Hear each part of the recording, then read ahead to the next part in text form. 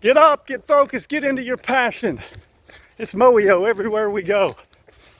I'm trying to be the warrior that crushes the worrier in my life and overcome the worry and anxiety that I'm prone to. And I've given you some tips the last week. I've talked about clearly defining what your worry is, writing it down. The true warrior knows the enemy, defines the enemy. I've talked to you about get off the tracks, get out of the way. Don't just keep standing in the way of your worry, letting it distract you so it can destroy you. Get off the tracks. We talked about examining it. Is it really something that can affect you long term? What real weight does it have? How can it really affect you? It may seem like something huge in the present, but will it even have any meaning in 5 years? I've talked to you about changing the way you see it, changing your mindset. And then I talked to you about prayer, taking that to God, praying about that worry. I mentioned Philippians 4, 6, and 7. Don't be anxious for anything. Why are you anxious about things? Quit worrying. Take it to God. Take it to God with thanksgiving, thoughtful prayer. Put it right up to Him. And let Him then guard your heart and your mind in only the way that He can. That's how we really attack prayer. So listen, I write it down, I journal it. I define what I'm worried about. I evaluate it. I do a tactical assessment on it. And I pray about it. And I write down my prayers. And I listen.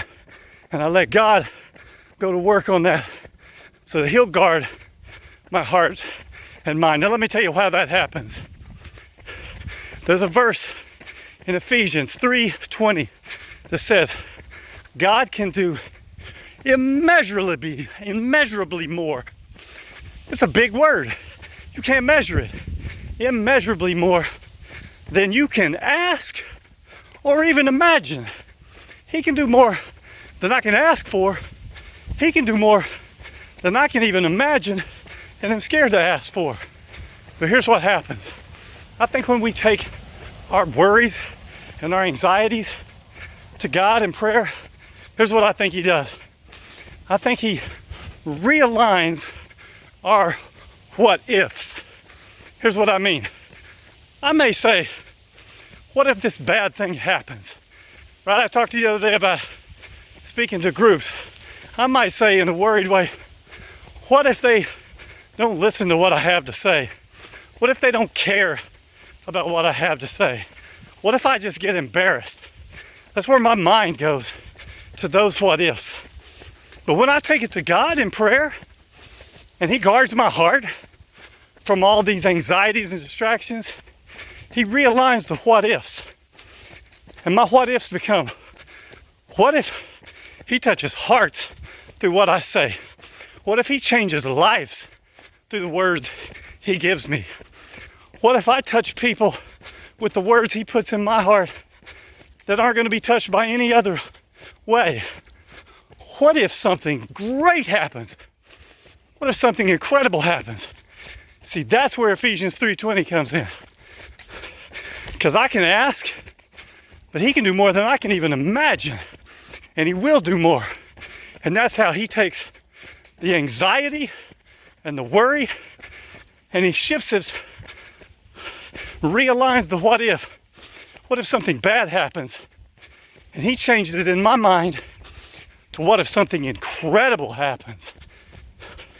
And only He can do that. And that's why we have to take our worries to God in prayer. But listen to me, it's so important that you define what you're worried about. You examine it. You evaluate it. You evaluate where your emotions are.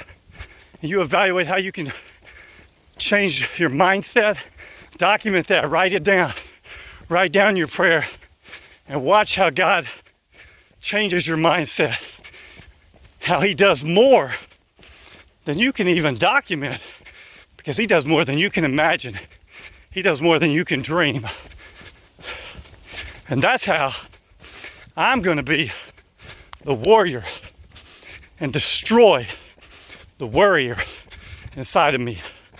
Moeo, everywhere we go, people ask me all the time, what does it mean? Listen, Moeo, M-O-E-O.